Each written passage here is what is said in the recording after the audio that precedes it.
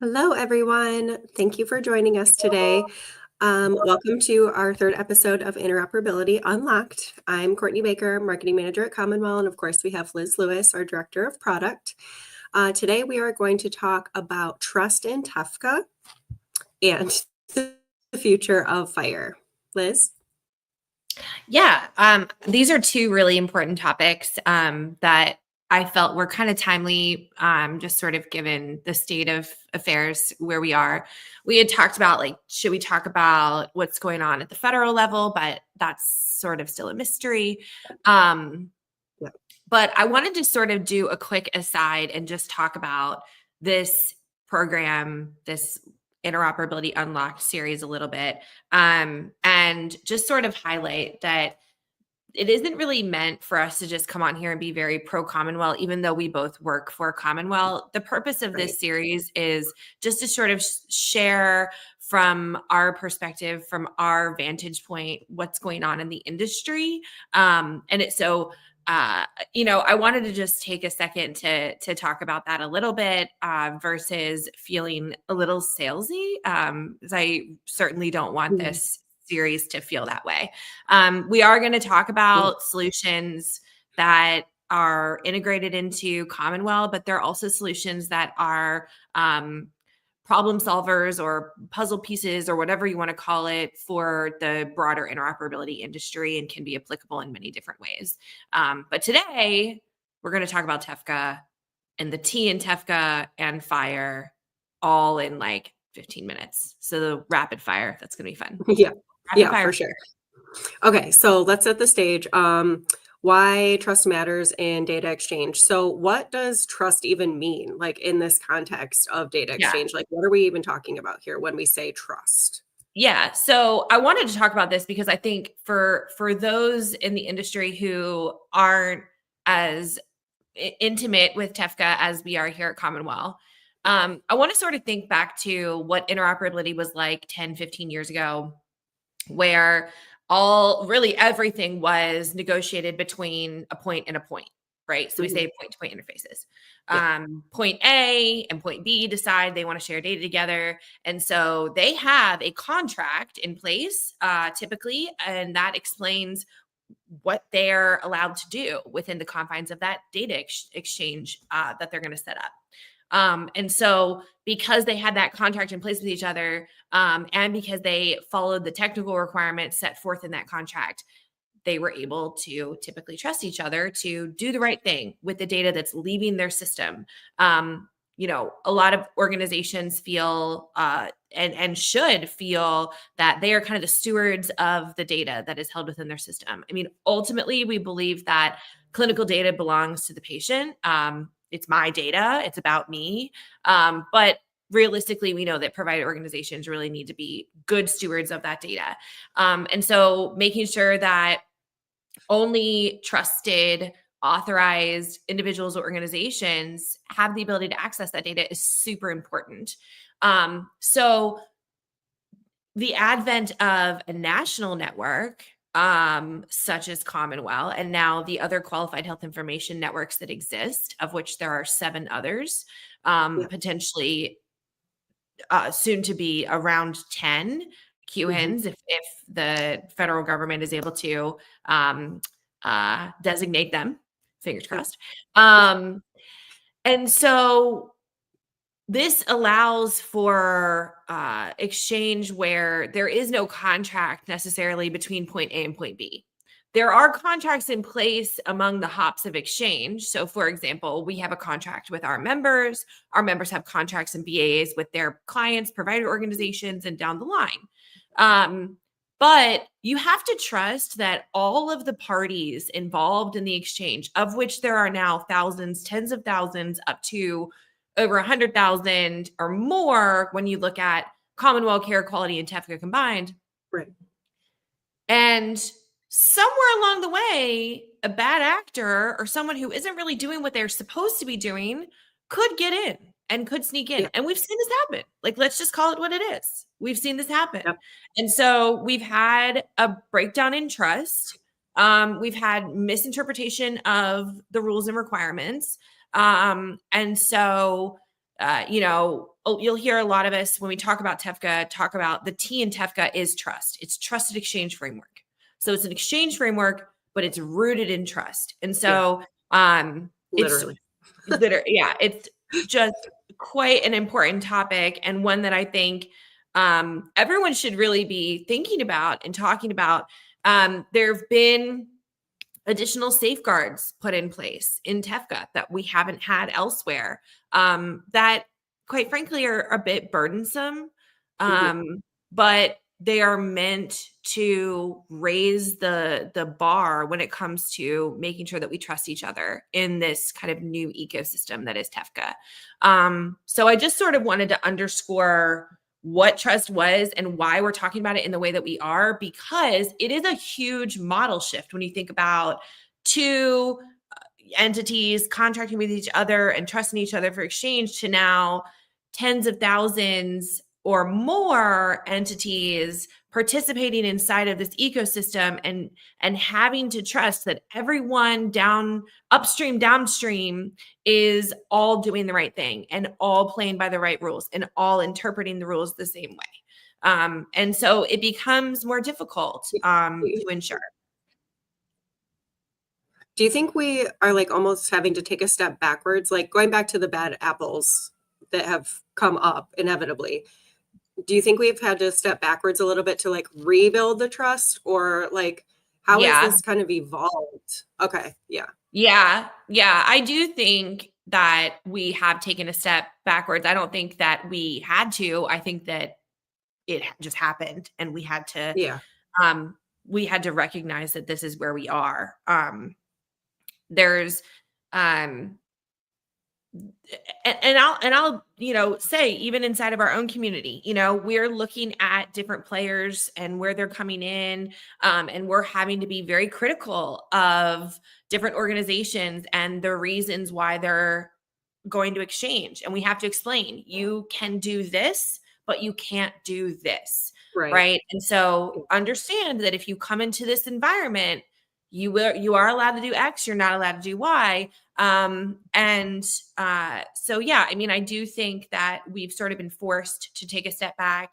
I think that for a long time, when the ecosystem was smaller than it is today, the players involved were all very intimately involved with the foundation of Commonwealth and in care quality, quite frankly, because they were there when it happened. They were there at the beginning. And so Yeah. we put a lot of reliance on the contracts and the requirements within those contracts. Yeah. And then, turnover happens at organizations, things change, people step into something and don't really know what Commonwealth is, don't really know what care quality is. And we see that a lot, right? Yeah. People who are inside of these environments that they're like, okay, I don't really actually know what I'm doing here. I was just told by my boss to be here. So I'm Right. going to figure it out as I go. Yeah. And we heard that a lot at HIMSS, even with Yeah. people coming up to the booth and asking. So Yeah. They're like, oh, my boss told me to come here. I don't really know right. why.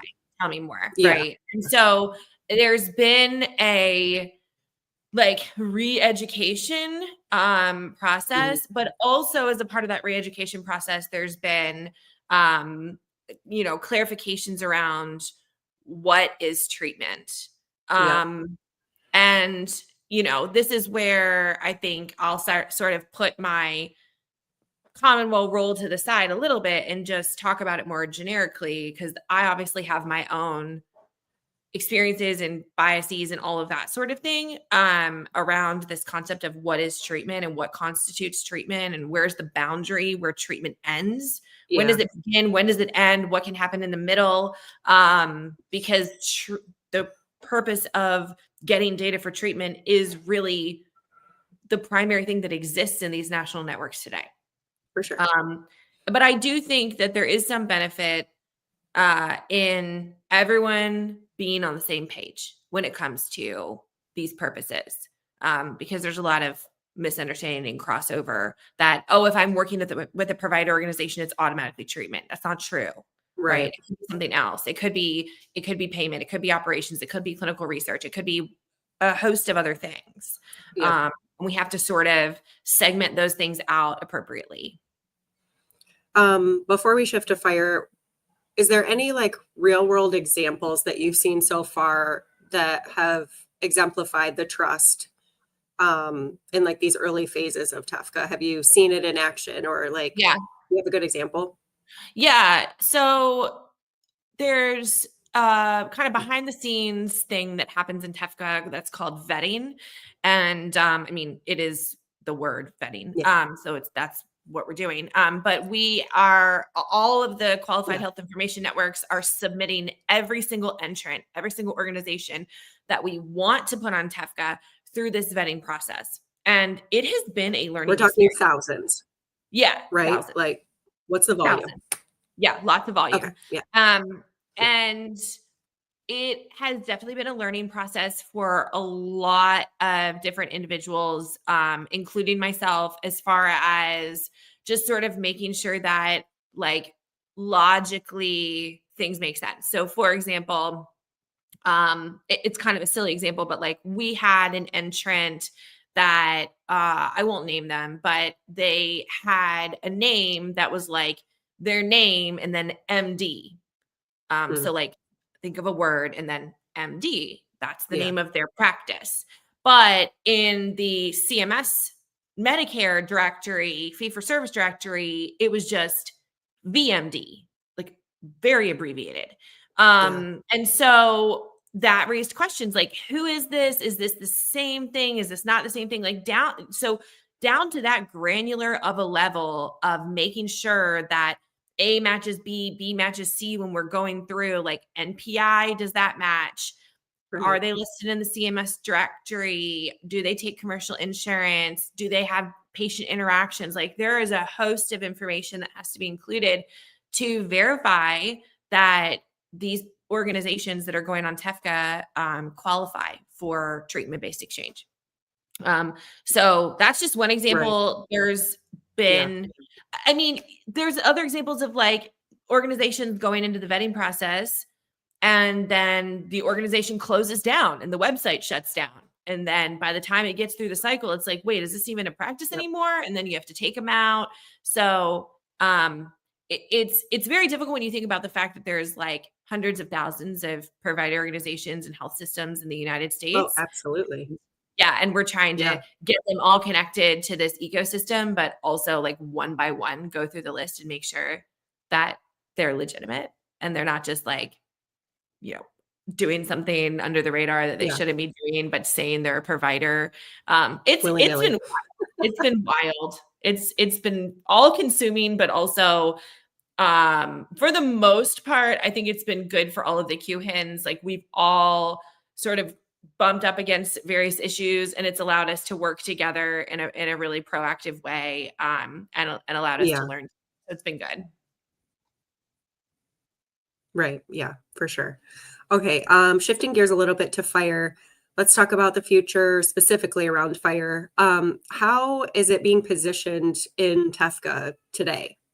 Yeah. When we were talking about this show, I was gonna say like it's going nowhere. But we had a really I was gonna be like, nothing's happening. No, let me It's actually be dead. serious.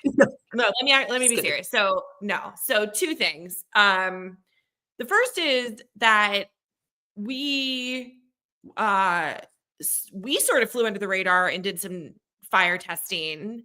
I don't think we meant to be under the radar about it. I thought we were pretty open about it. But it seems like some others in the TEFCA community didn't know that we were doing it. So we did some fire testing with Mm. Epic for individual access services with our member Be Well. That was very exciting to see. And we talked about that at Yes. HAMS. We wrote a case study, all that good stuff. So we have tested some sort of like foundational components of facilitated fire in TEFCA. But the thing that I was going to say is like, when I was going to say, oh, it's going nowhere, that's not really true. We had a really good meeting yesterday where we talked about, again, trust. This is Yep. the theme of the show today, trust. When we talk about FHIR and trust, we're talking about like the security model that's being used. And there's a couple of different flavors of security models that can be used.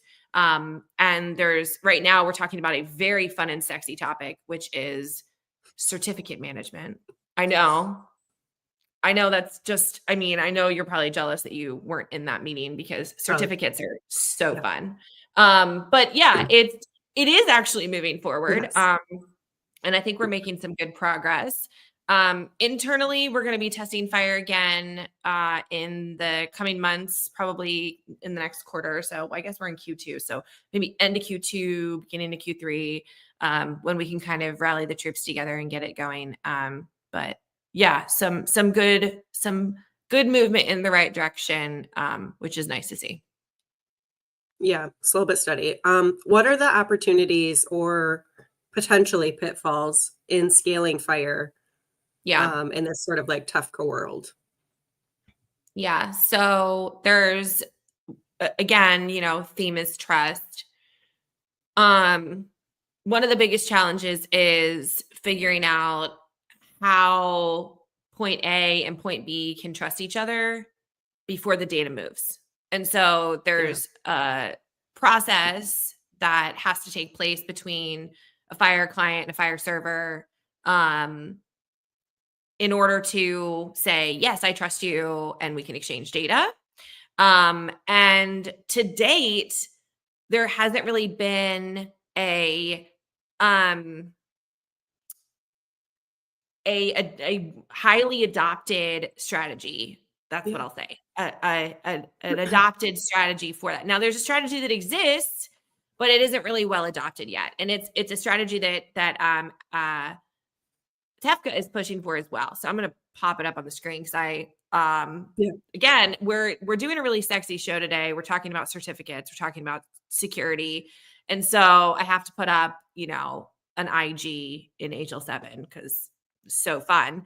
I know everyone's going to be super excited to read this after the yeah. show and dive in, but I can in all hardly wait.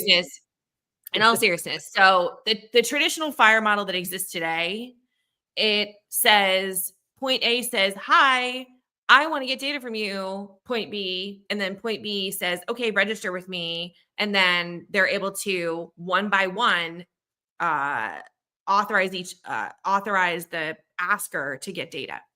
And it's a one by one process. So all of the FHIR servers that exist, it's like I have to communicate with you one by one to gain this authorization. And usually that involves like a human being communicating Yeah, with another human being from the other organization, to share right. information like a key, right, to unlock the security. Yeah, And so what we're proposing and what TEFCA is adopting and pushing for in 2026 is this, some people call it SARA. It's the Security for Scalable Registration, Authentication, and Authorization model. You can also call it, some people have historically called it UDAP. Some people call it the Fast Security IG. It has a lot of names, but it all kind of boils down to one key thing, and that is scaling trust.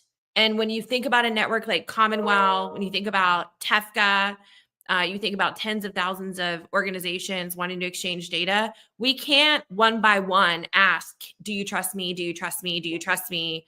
Here's my evidence that you trust me. We have to have the right. systems use a secure way, and that secure way is certificates, in order to trust each other. So we're really promoting this model, and we want to see more vendors invest in this model. We want to see more testing going on with this model. I know it's been tested at Connectathons. We've tested it at a Connectathon 3 years ago. We demoed this at HIMSS. It works. But it's all about getting the investment to really build it out, test it, and deploy it. So Yeah. that's where we are today. And we hope to test this in the coming months with our members. We hope to test it in the coming months with other QHINs who want to do this, so that we don't have to require any manual steps in the middle. That's the goal. Okay. If we have members that are interested in testing, should they reach out?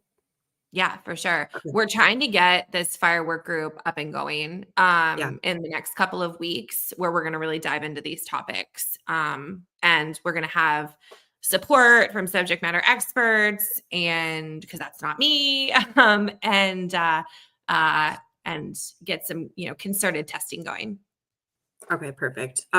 If you're listening and you're interested, reach out to membership, or no, let's do or EA.